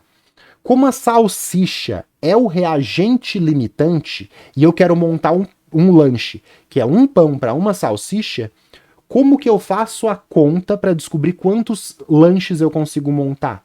Eu faço a conta a partir do 1 milhão de pães, que está em excesso, ou eu faço a conta com as 10 salsichas que está limitante? Eu faço a conta com as 10 salsichas que está limitante. Então, sempre que eu tiver isso aqui, ó, um reagente limitante e outro em excesso, eu pego o reagente limitante e faço as contas de quanto vai ser produzido, de quanto vai consumir, usando o limitante, porque é ele que define o quanto que vai ser produzido. Então, se eu tenho 10 salsichas de cachorro-quente, eu consigo produzir 10 hot dogs, 10 lanches de cachorro-quente. Porque vai sobrar pão. Então, com esse pão que sobra, não preciso usar ele para fazer conta. Beleza? Então, se eu tenho meio mol de gás oxigênio, eu vou fazer a conta de quanta água vai ser produzida aqui, ó. Hidrogênio está em excesso, 1 milhão de hidrogênio. Meio mol de gás oxigênio, eu pego essa quantidade de gás oxigênio, que é o reagente limitante, e descubro a quantidade de água produzida. Descobri a quantidade de água produzida em mol, com a massa molar, eu chego na massa produzida. Vejo agora a quantidade de gás hidrogênio que sobrou e ponho no PVNRT para eu achar a pressão final. Beleza? Vamos lá? Vamos para o espaço de resposta agora. Então, item B. O reagente limitante é o gás oxigênio. A partir dele, do reagente limitante, encontramos a quantidade de água formada. Então, eu tenho meio mol de gás oxigênio. Qual que é a proporção estequiométrica lá da reação que estava no texto? 1 mol de gás oxigênio produz 2 mols de oxigênio. Então, cortou mol de oxigênio, meio vezes 2 dá 1 mol de água. Eu quero mol de água? Não. Então, em vez de eu colocar mol de água, eu vou ter mol de água aqui embaixo para cortar. Eu tenho alguma relação mol de água, massa de água? Sim, a massa molar. Aí eu calculo olhando lá na tabela periódica. Massa do hidrogênio, 1. Massa do outro hidrogênio, 1. Massa do oxigênio, 16. 1 mais 1 mais 16 dá 18 gramas por mol de água. Cortou o símbolo mol de O2, cortou mol de água, meio vezes 2 dá 1, 1 vezes 18 dá 18 gramas de água. Então a massa de água formada é 18 gramas. Circulou, fechou, acabou. Fiz um tracejadinho aqui porque vai ter agora a segunda parte. Esse aqui já ficou mais apertado, né? Vamos lá. Meio mol de O2 é o reagente limitante. Ele irá consumir 1 mol de H2. Por quê? Porque a gente viu lá que é 2 mols de H2. Aqui não tem muito espaço para você explicar, não. Você viu que acabou o espaço, né? Então, 1 mol de O2 reage com 2 mols de H2. Tá lá na parte de cima da prova. Se 1 de O2 reage com 2 mols de H2, o meio mol de gás oxigênio que vai ser todo consumido irá consumir 1 mol de H2 pela proporção estequiométrica. Então, restam ainda 1 mol de H2 em excesso, que é esse aqui, ó, que sobra aqui na figura. Então, tem 2 mols de H2, 1 mol vai ser consumido e reagir com o oxigênio e formar água, 1 mol vai sobrar, que está em excesso. Além dos 2,5 mol de gás hélio, um gás nobre inerte, totalizando de forma gasosa 3,5 mols de gases. O que a gente faz? Aplica no PV igual a nRT. Pressão final é o X que a gente quer descobrir. Volume desse recipiente, 10 litros, estava no texto. Número de mols N, 3,5 mol. Nossa, mas eu posso misturar mol de H2 com mol de hélio? Posso. Aqui, pessoal, a gente... Na química do nível médio, qualquer gás a gente pode aplicar no PVNRT de forma igual. Vai ter diferença só no ensino superior, aí só lá. Aqui, 1 mol de H2, 1 mol de hélio, 1 mol de argônio, qualquer molécula gasosa, na mesma temperatura, na mesma pressão, no mesmo recipiente, vai causar a mesma pressão. Então, por isso você pode somar todos os mols de gases que tiver ali. E aí, a quantidade total de mols de gases vai te dar a pressão total. Então, assim, a pressão total é causada pelo número de mols total. Então, eu até podia colocar aqui um PT-NT, né? O número de mols total te dá a pressão total. A pressão total vem dos 3,5 mol de gases total, beleza? R era para pôr 0,08, eu fiz tudo com 0,082, vou deixar assim. Então, o meu tá errado. Eu ia talvez perder esse ponto porque era 0,08, tá? É só agora que eu vi. Então, 0,082 atmosfera litro dividido por mol Kelvin, por isso que tá menos 1, vezes a temperatura que você esperou restabelecer de 300 Kelvin. Aí o que você faz? Corta o litro, corta o mol, corta o Kelvin, o que sobrou aqui? Atmosfera. Aí você vai fazer a conta. Eu deixei 0,082 também, porque a gente sabe, né, que faz muito exercício de cabeça, que 0,082 vezes 300 dá 24,6. Então era até melhor eles ter deixado 0,082. Então dá 24,6. Como você fez 0,08, teria que dar um valor aqui menor, tá? Aí P vezes 10 igual a 3,5, 24,6, porque a única unidade aqui das vermelhas que sobrou foi o atmosfera. O litro cortou com litro, o mol cortou com mol, que tá mol a menos 1, aqui tá mol normal. O Kelvin é menos 1, cortou com o Kelvin, né? Menos 1 e o outro tá com 1, cortou. Aí você faz essa conta, 3,5 vezes 24,6 dividido por 10 dá 8,61 atmosfera. Faz um textinho, a pressão final será 8,6 atmosfera. Aqui teria que ser um pouquinho menor, tá? Porque era para usar 0,08, né? Nada a ver fazer com 0,08. Mas beleza, então você fez a conta, chegou aqui, acabou, fechou. Fizemos aí as 4 coisas solicitadas, né? Então você vê que aqui tinha o espaço de resposta, ficou bem apertado, né? Uma questão muito, muito legal de estequiometria com gases, os gases que sobra, determinar a pressão final. Muito boa essa questão aqui da VUNESP. Quem faz essa prova aqui da FMJ tá de parabéns, muito boas questões. No ano passado estava excelente as questões, esse ano também. Então, sugestões agora para você finalmente. Uma questão da Santa Casa, que também é banca VUNESP, de transformações gasosas, né? Então, situação antes, situação final, Pivniti Povonotó, substituir, chega na resposta, treinar essas transformações gasosas que a gente viu aqui bem legal. E uma questão de 2024, do ano anterior, da Faculdade de Medicina de Jundiaí, de estequiometria com gases também, mas aqui envolvendo rendimento, e tem questão de explosão também, bem legal, e você treina com mais exercícios para você chegar 0 bala aí para a prova, beleza? Vamos continuar? Vamos para a próxima? Beleza, passando aqui com a câmera inteira. Importante, pessoal, esse vídeo, ele precisa da sua ajuda para chegar em mais pessoas. Então é importante você deixar aquele comentário maroto, curtir. Muita gente que assiste os vídeos não é inscrita no canal, pessoal. Não sei o que eu tô fazendo errado aqui. 50%, 80% das pessoas que me assistem não se inscrevem. Então se inscreve aí, dá essa moral, ajuda demais, tá? E qualquer dúvida, qualquer elogio, qualquer crítica, deixa um comentário que é o mais rápido possível eu respondo, beleza? Vamos continuar e vai dar tudo certo, maravilha? Vamos lá. Beleza, questão 3, pessoal. Faculdade de Medicina de Jundiaí 2025, prova de Química e dissertativa. Então a gente vê, não tem nada no espaço de resposta, mas tem bastante coisa aqui, né? Então vamos lá, tem gráficos, vamos lá. A maturação artificial de determinados vegetais pode ser promovida pela adição de gás acetileno, C2H2, em ambiente fechado. Beleza, então o acetileno tá lá, ele vai maturar artificialmente os vegetais, vai tá verde e vai ficar maduro mais rápido, é isso que ele tá te falando. No entanto, essa maturação artificial pode ser prejudicial ao consumidor que se alimenta de vegetais submetidos a esse procedimento. Olha só, os gráficos a seguir mostram as diferentes concentrações dos íons sódio e bicarbonato, potássio e cloreto. Ele te deu as fórmulas aqui.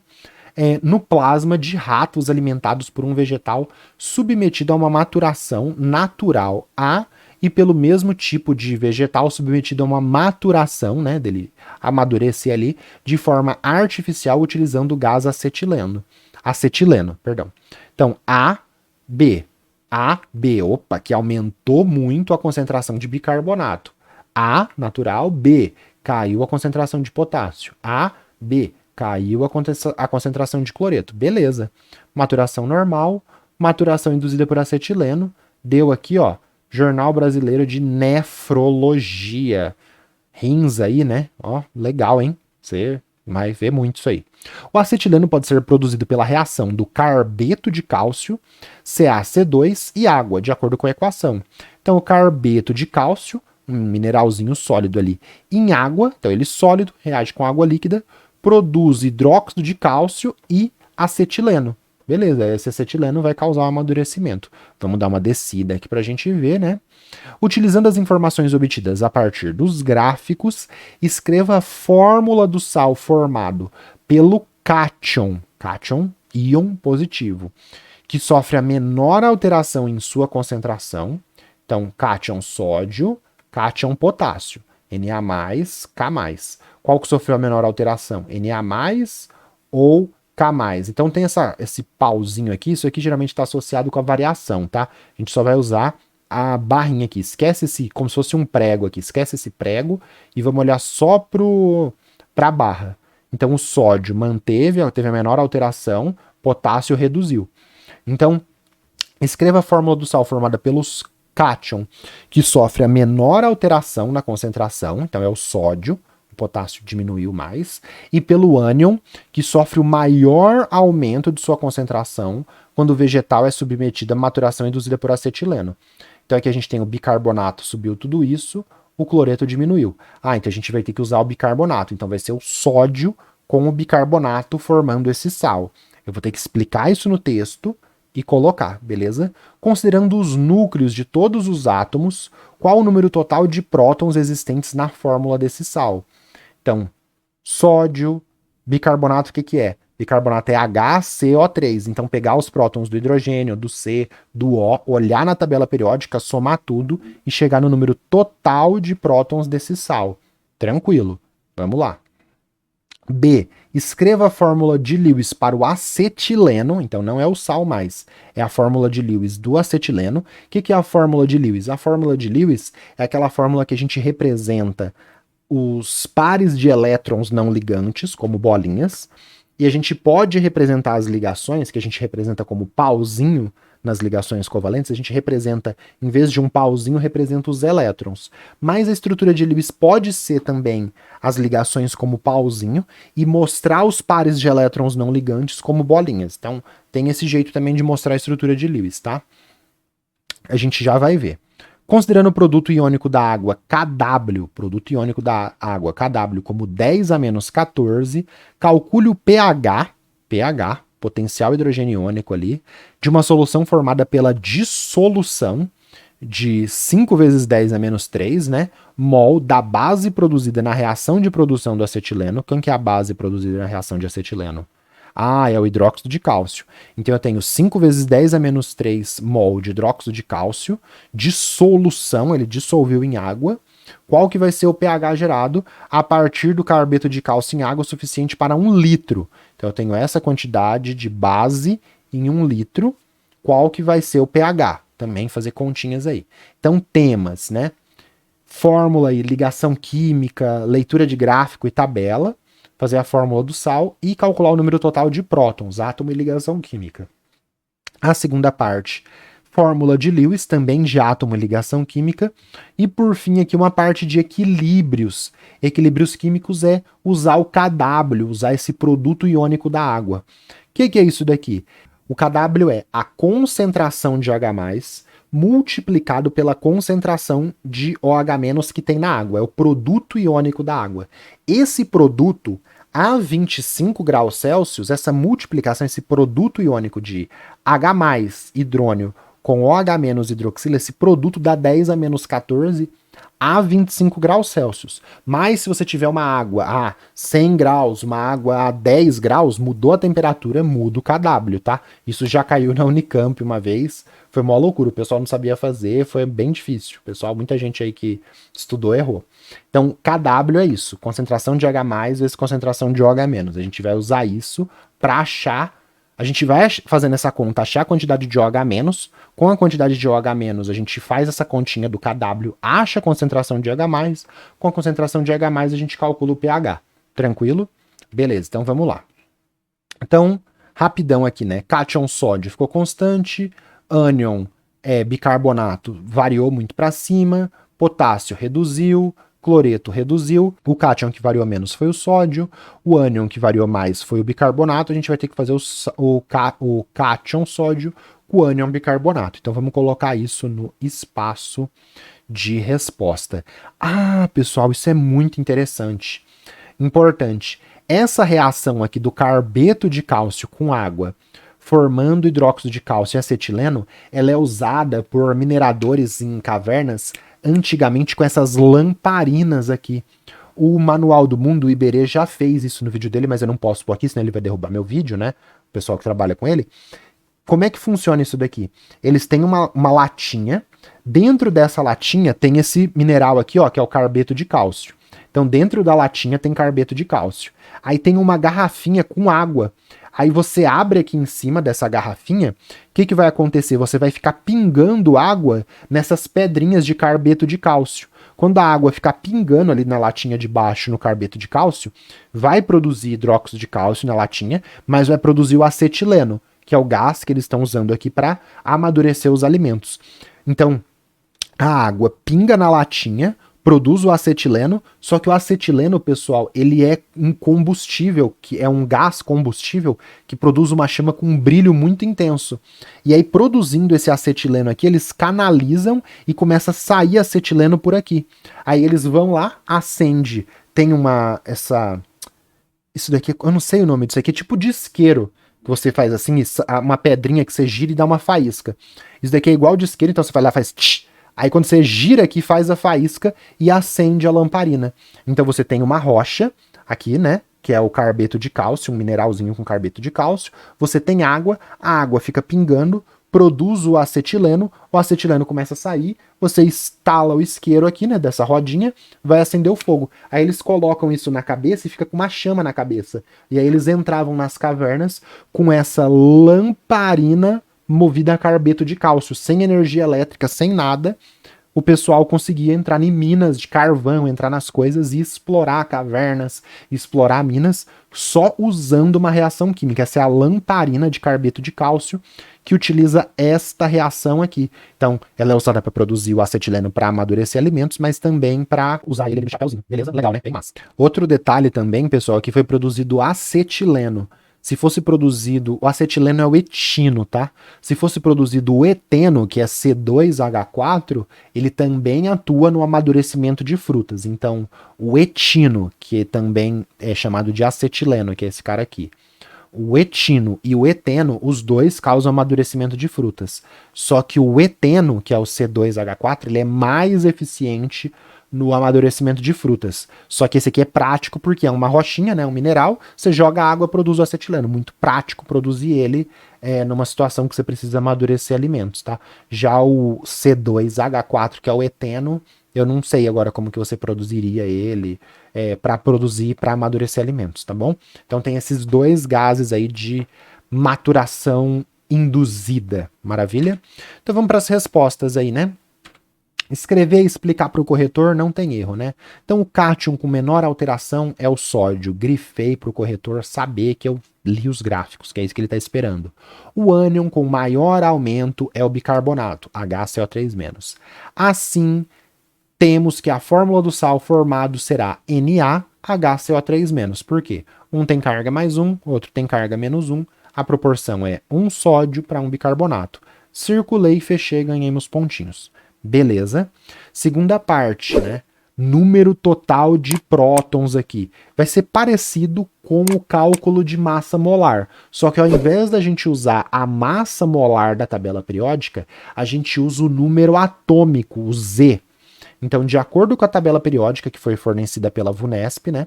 Os números atômicos que dá a quantidade de prótons dos elementos do sal formado são.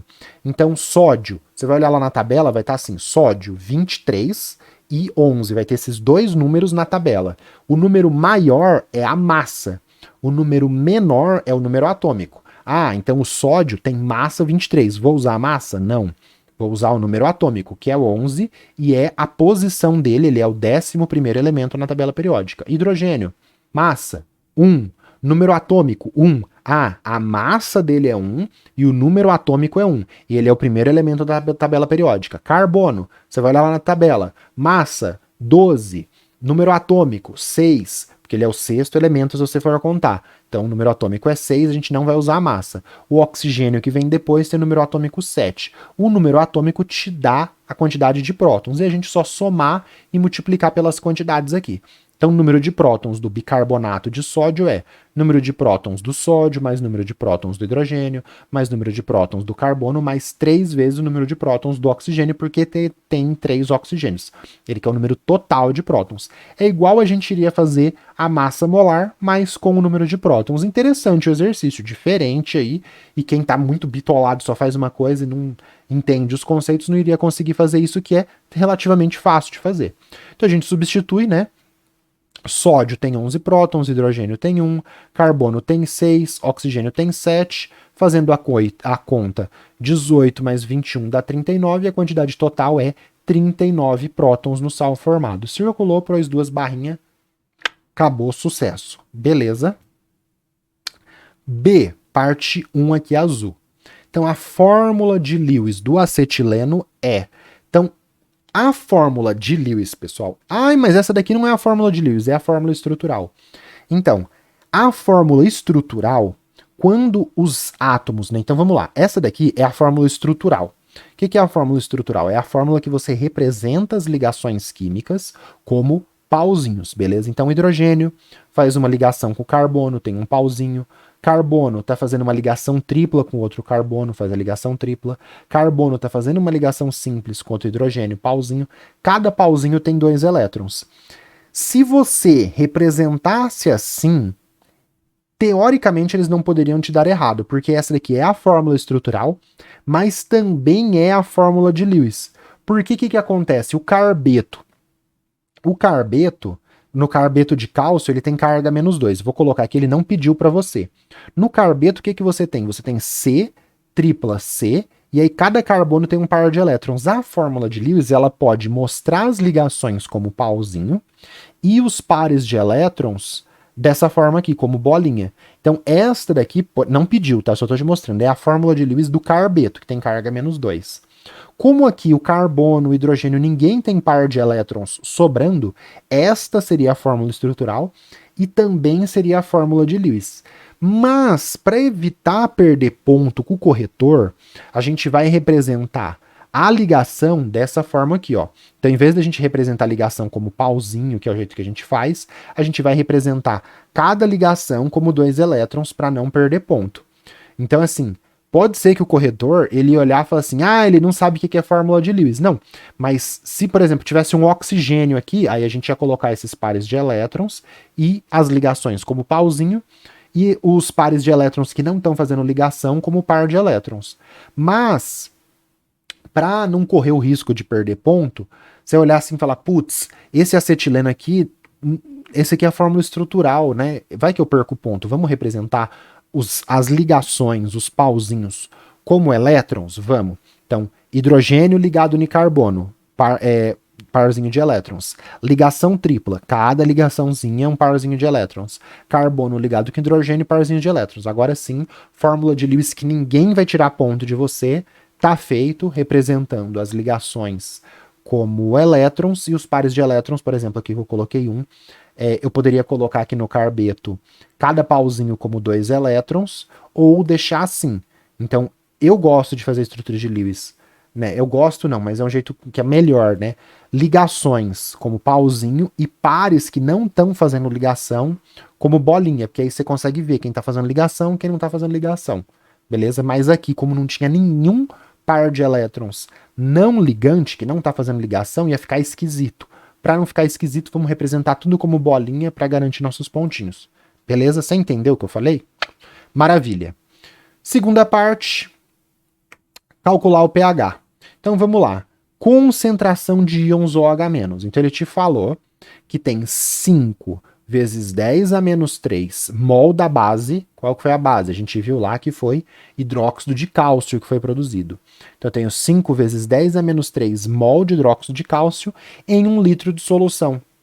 E aí eu vou fazer uma análise dimensional, você poderia fazer por regra de 3, para eu achar a concentração de OH- por litro. Aí eu vou achar a concentração de OH-. E aí depois eu acho de H+, e depois eu acho o pH, nessa etapa aí. Então o que que eu tenho? Eu tenho que 1 mol de hidróxido de cálcio, ele não tem 2 OH-? Então 1 mol de hidróxido de cálcio libera 2 mols de OH-. Então essa é a proporção na diluição, na dissolução. Então se eu tenho 5 vezes 10 a menos 3 mol de hidróxido de cálcio, eu vou cortar o mol de hidróxido de cálcio, vou dobrar, vou multiplicar por 2, e eu vou ter 10 vezes 10 a menos 3 mol de OH-. 10 vezes 10 a menos 3 é 10 a menos 2 mol de OH-. Com a quantidade de OH- por litro, né? Aqui eu tinha que ter colocado por litro, faltou, né? 10 a menos 2 mol de OH- dividido por 1 litro, tá? Faltou 1 litro aqui, deixa eu pôr. Beleza, corrigi, agora sim. Então 10 a menos 2 mol de OH- por litro. Então essa é a concentração de hidroxila. Beleza? Aí a gente usa agora o produto iônico da água, Kw a 25 graus Celsius é 10 a menos 14, que é a concentração de OH+, vezes concentração de OH-. Kw é 10 a menos 14, concentração de OH- é 10 a menos 2. Quanto que tem que ser a concentração de OH+? 10 a menos 12 mol por litro. Então achei a concentração de OH-, apliquei no produto iônico da água, achei a concentração de OH+. Achei a concentração de OH+, agora eu acho o pH. Então, potencial hidrogênio iônico, que é o pH, é dado por... Então, pH, aqui eu tô deixando bem bonitinho para você que não sabe fazer, entender, tá? E para o corretor fica legal também. Então, pH é menos log na base 10 da concentração de H+. Não precisa pôr na base 10, eu tô colocando aqui só para ficar claro para você. Então, pH é menos log na base 10 de 10 a menos 2. Como que a gente trabalha com log? Vamos lá. Você pega esse menos 12, joga para frente. Então ficou menos 1, que estava multiplicando tudo isso daqui, menos 1. O menos 12 foi para frente. Então ficou menos 1 vezes menos 12 vezes log de 10 na base 10, porque só o menos 12 que vem para cá. É o procedimento aí de log. Log de 10 na base 10 dá 1. 1 vezes menos 12 menos 12 vezes menos 1 dá 12.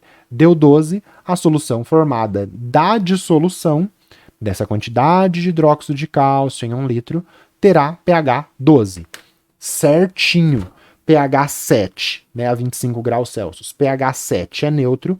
pH abaixo de 7, 1, 5, pH abaixo de 7 é ácido. pH acima de 7 é básico. Então tá certo.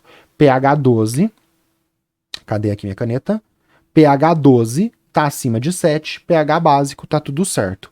Fizemos aí o exercício. O pessoal ficou um pouco apertado, né? Então tava aqui. Ficou um pouquinho apertado para explicar tudo, fazer as contas, né?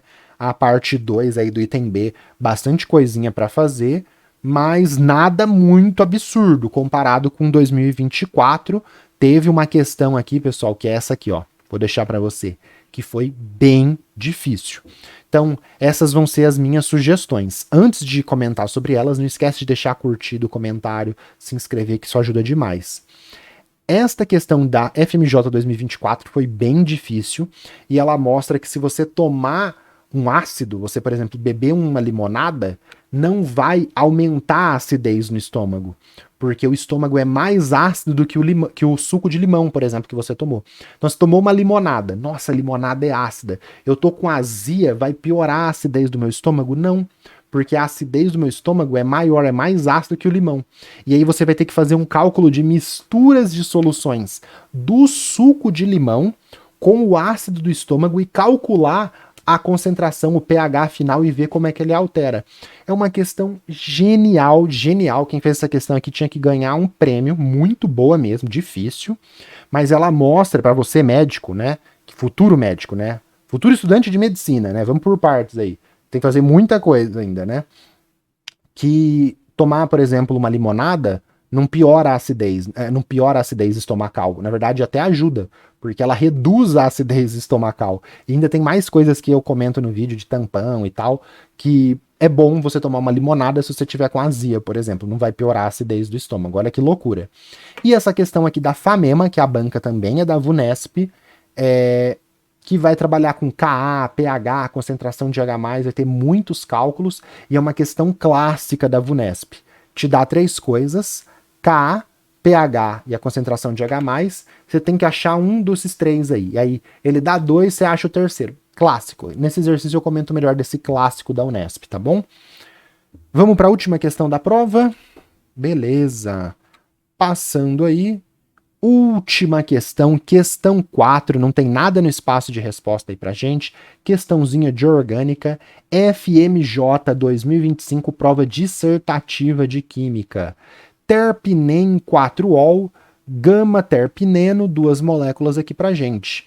A melaleuca alternifolia, é uma planta medicinal rica em óleo essencial e poderosa ação antimicrobiana e antifúngica.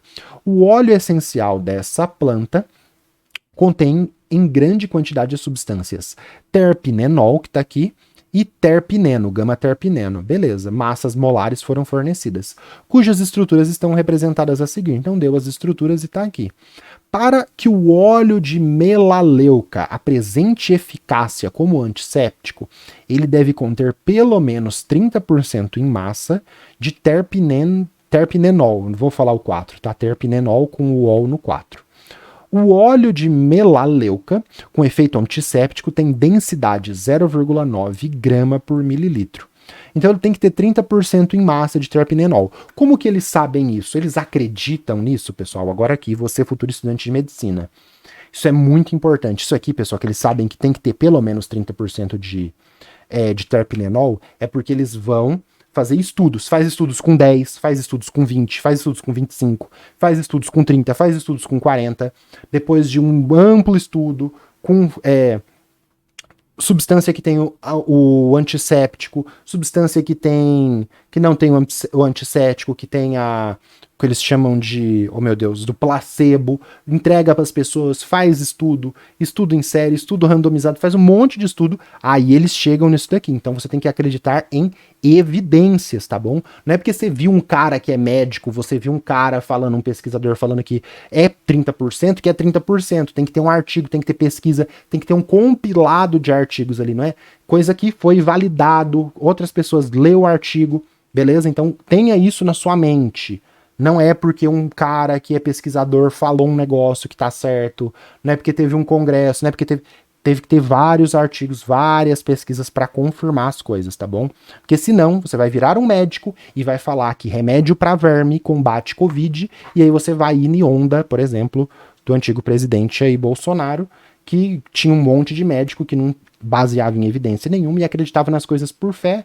E é isso aí, né? Ah, flúor mata as pessoas, tem que tirar flúor da água, igual estão fazendo nos Estados Unidos. Ah, vamos tirar o flúor da água porque flúor estão deixando as pessoas tontas. E aí, por isso que eles votam na esquerda globalista. Ah, e remédio de verme mata Covid. Qual remédio? Todo mundo sempre combateu. Ah, nem vou ficar falando disso, mas eu só tô falando isso para você basear as coisas que você acredita em evidências. Beleza? Compromisso aí. Só te peço isso, tá bom? Beleza? Então vamos lá. Item A, né? Identifique a função orgânica do terpinenol. Suave. Bati o olho aqui. tem um ciclo, não é um anel aromático, né? Que anel aromático é dupla simples, dupla simples. Tem um ciclo, tem um OH ligado aqui no carbono. Qual a função orgânica aqui do terpinenol? Função álcool. É um álcool, acabou. OH ligado em cadeia carbônica. Se fosse um anel aromático, seria um fenol, mas não é. Se fosse um OH ligado em dupla, seria um enol, mas também não é. OH ligado em cadeia carbônica é álcool. Este carbono está ligado em outros T's, é um álcool terciário, para a gente saber mais bonitinho o nome. Qual o nome da reação química que deve ser realizada para que o terpinenol seja convertido, terpinenol seja convertido no gama-terpineno? Então, para eu sair daqui e vir para cá, o que mudou daqui para cá? Aqui em cima não mudou nada, aqui embaixo não mudou nada, aqui saiu desse álcool e virou um alceno. Qual que é a reação química que sai de álcool e vai para alceno? É a desidratação intramolecular. Saiu esse OH daqui e saiu um hidrogênio do lado de cá, formou uma molécula de água e uma dupla ligação. Então é uma desidratação intramolecular. Eliminou uma molécula de água. A gente vai colocar isso no espaço de resposta bonitinho para você visualizar. B. Calcule a massa de terpinenol, desse cara aqui em gramas, presente em 300 ml de óleo, com teor mínimo de terpinenol necessários para atuar como antisséptico. Então, 300 ml, eu tenho 30% em massa. O que é 30% em massa? Eu tenho 30 gramas de terpinenol em 30 gramas de terpinenol em 100 gramas de óleo. Eu tenho 300 gramas de terpinenol em 1000 gramas de óleo. Eu posso usar qualquer relação de massa que dá 30%. Mas aqui é massa-massa. Eu estou partindo de um volume, que é volume de óleo. Eu vou usar essa densidade para achar a massa do óleo. Achei a massa do óleo, uso o teor de massa, acho a massa do terpinenol. A gente vai fazer as contas, você vai entender. Calcule a concentração em mol por litro de terpinenol presente no óleo de no óleo de melaleuca com efeito antisséptico. A gente vai ter que achar a quantidade de massa de terpinenol nesse volume de 300 ml, achou a massa, acha a quantidade em mols pela massa molar, mol por litro é a concentração que ele está pedindo para a gente. Então pediram 4 coisas. Função orgânica, nome de reação química. Então, funções orgânicas, já falei que desidratações, porque tem a desidratação intramolecular e intermolecular, que é quando uma molécula reage com a outra e forma éter, que não é o caso aqui. E a segunda parte, né, que é a gente fazer essa continha aqui com teor de massa e o cálculo de concentração. Vamos só voltar aqui, que eu coloquei aqui, ó, físico-química, soluções, unidades de concentração. Por quê? Ele está te dando um líquido. Você vai ter que trabalhar com esse líquido que ele te deu teor de massa, que ele te deu densidade e chegar em mol por litro.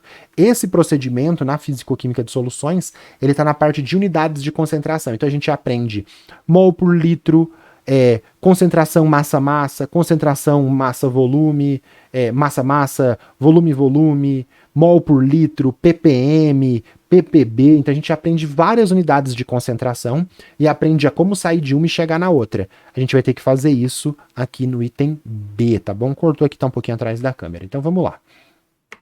Item A, ele falou o que aqui, ó? Vamos voltar rapidinho, ó. Identifique, pessoal, a função orgânica. Identifique significa que você vai ter que desenhar todo o terpinenol para ele e identificar. Então, a função orgânica é álcool terciário. Puxei uma seta, circulei e identifiquei. Não é só cite. Ele falou, cite a função orgânica. Não, ele falou identifique. Então, você vai ter que desenhar a molécula, puxar uma seta e mostrar por que ela é aquela função orgânica. Então, ela é um álcool, quis ser mais cabeçudinho aqui, coloquei álcool terciário porque é um carbono que está com OH ligado em outros 3 carbonos, por isso que é terciário. Beleza? Maravilha. Qual o nome dessa reação química aqui agora, ó, do terpinenol virando o gama-terpineno? Tem um álcool virando um alceno. Vamos identificar aqui o que a gente tem antes e o que a gente tem depois. Ó, eu vou colocar o OH que saiu em vermelho e esse carbono aqui, ó, ele tem 2 hidrogênios que não aparecem nessa fórmula linha, né, que a gente está mostrando aqui. Tem 2 hidrogênios aqui. Eu quis colocar um vermelho e outro roxo. Por quê? Esse OH vermelho e esse H vermelho, eles vão se unir e formar uma molécula de água que vai sair.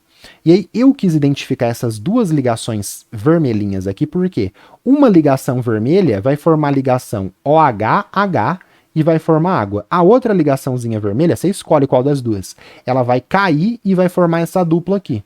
E o outro hidrogênio roxinho vai continuar sem alterar nada.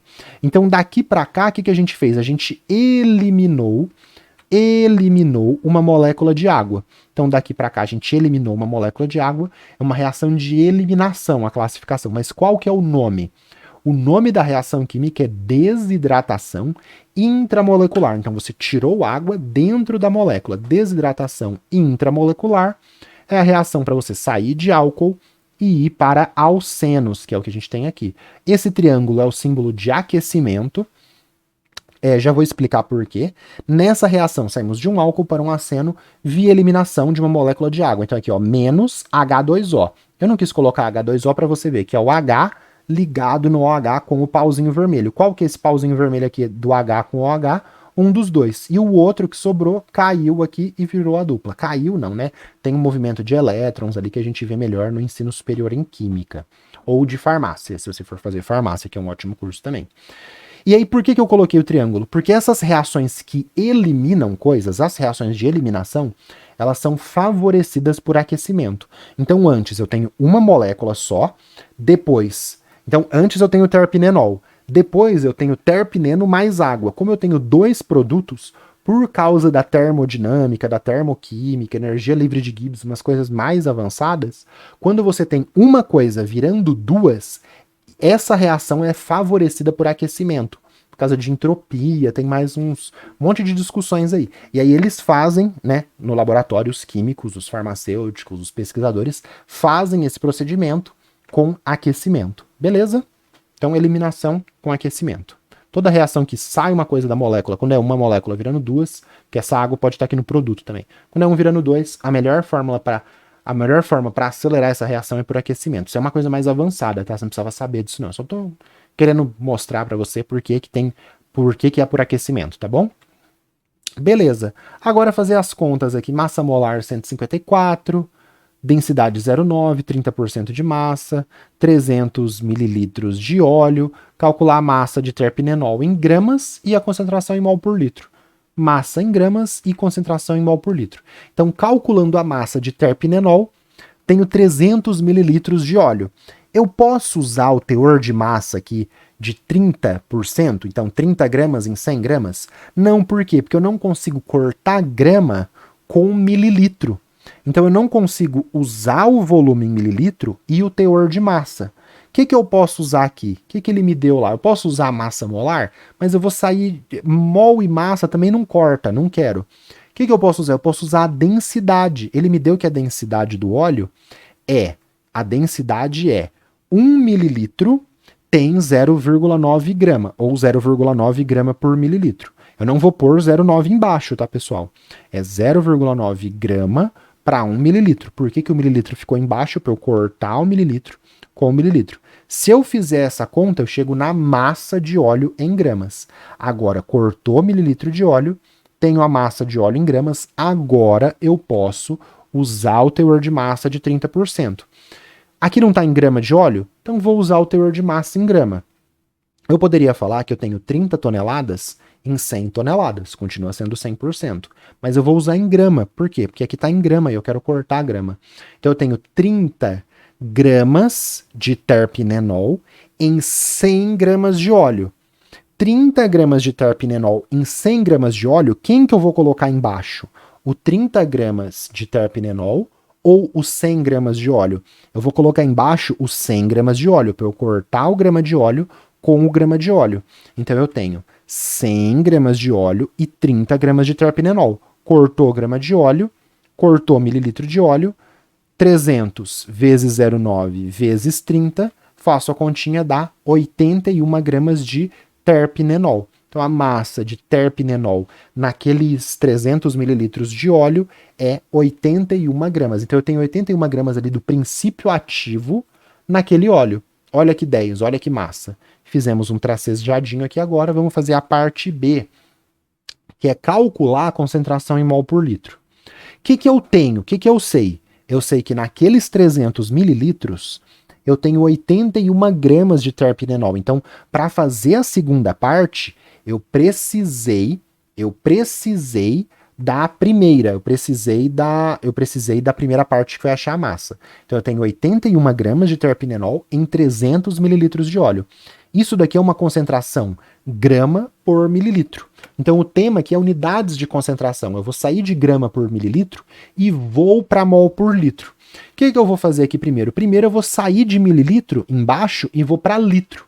Eu quero cortar o mililitro com o mililitro. O que eu sei? Eu sei que 1000 mililitros é 1 litro. Então eu pego isso e multiplico por 1000, né? Vai cortar a unidade de mililitro e eu vou ter agora. Se eu fizesse só essa conta, eu teria grama em cima e litro embaixo. Aí eu ia ter convertido de grama por mililitro para grama para litro. Eu quero grama para litro? Não, eu quero mol por litro. Então o que eu vou fazer? Eu quero cortar essa grama de terpenenol, ela vai ter que estar aqui embaixo. O que eu tenho com grama e com mol que o texto me deu? Eu tenho grama por mol, eu tenho a massa molar. Ele me falou que eu tenho 154 gramas de terpenenol para 1 mol. Então eu tenho 154 gramas para 1 mol. Não vai colocar 1 grama para 154 mol, tá? É a massa molar em grama por mol. Eu coloquei a grama embaixo para eu cortar essa grama com essa grama aqui. Cortou a grama, cortou o mililitro, o que sobrou? Mol por litro. Aí ficou 81 vezes 1000 dividido por 300 vezes 154. Corta esses dois zeros, fica 10, ficou 810 dividido por 3, dividido por 154, dá 1,75 mol de T, que é terpenenol, acabou o espaço aqui, não posso fazer fora do espaço, dividido por 1 litro de óleo. Essa é a concentração em mol por litro. Então eu tinha concentração em grama por mililitro, fiz uma conversão de volume, usei aqui, corrigi, usei a massa molar, cheguei na concentração em mol por litro. Textinho para o corretor, a concentração de terpenenol no óleo é 1,75 mol por litro. Circulou, acabou bonitinho, fechou, ficou um pouco apertado, que tem que desenhar a molécula para identificar. Essa parte da reação não precisava desenhar, mas eu desenhei para você entender. Continha, 2 continhas, físico-química de soluções, espacinho aqui, ficou tudo bem preenchido, bem legal. Não esquece de deixar curtido, o comentário que ajuda demais. Sugestões para você.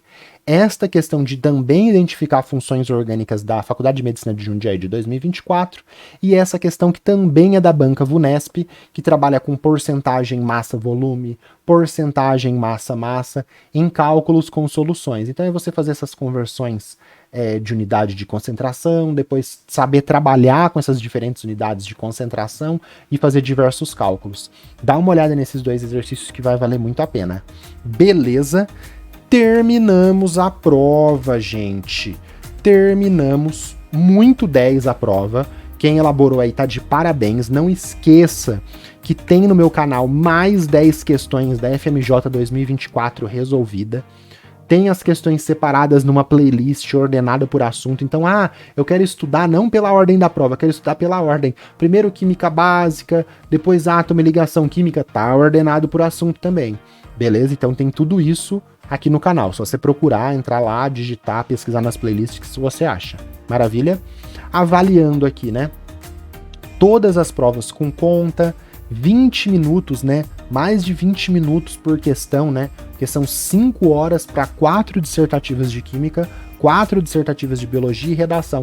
Se fizer a redação numa hora e meia, vai sobrar 3 horas e meia. Demorou 2 horas, vai sobrar 3 horas, vai ter 20 minutos por questão. Então, assim, se as questões tivessem o tempo de 2024, de 7 minutos e meio, aí a dificuldade aqui seria média para difícil, ficaria complicado. Mas com esse tempo todo, uma prova tranquila, você faz com calma, tenta caprichar bem, lê com calma, que você tira todos os pontinhos possíveis. A distribuição, né? Bastante pontos aí de fisicoquímica, né? Soluções, equilíbrios, gases, termoquímica, eletroquímica, sempre passa por esses pontos. E também pega ali, né? Reações inorgânicas da água oxigenada, questão muito legal, a gente viu o experimento. Pegou ali reagente limitante, reagente em excesso, que na parte de química básica, que formava água, na combustão tinha que representar ali no sisteminha, desenhar, fazer continhas. átomo e ligação química, né? Interpretar gráfico. Isso aqui é mais diferente, não tinha coisa assim de ter um gráfico, um dado, uma análise para você olhar ali para ver quem tá variando mais, variando menos. Legal isso aqui também, saber interpretar gráfico e tabela é essencial. E a nossa última questão de química orgânica, uma reaçãozinha orgânica de desidratação tranquila. Beleza? Então terminamos aí a prova. Queria te agradecer de ter chegado aqui até o final desse vídeo. Muito obrigado. Deixa um comentário para dar aquele engajamento, isso ajuda demais. Tem mais playlist no canal. Qualquer crítica aí de eu falar demais, falar besteira, criticar a universidade por não ter, criticar a FMJ por não ter bolsa de ProUni, não ter bolsa própria, não ter FIES, não ter nada, ser todo mundo pagando 100% os 8.500 na cara dura ali.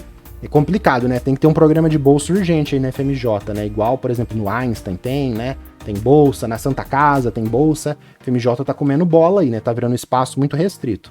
Então, se você discorda, você quer me xingar, xinga aí nos comentários, que aí dá um engajamento bom também.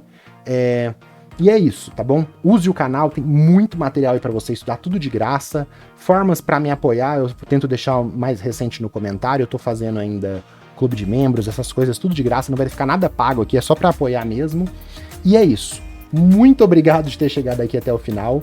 A gente se vê nos próximos vídeos. Vai dar tudo certo, valeu e tchau!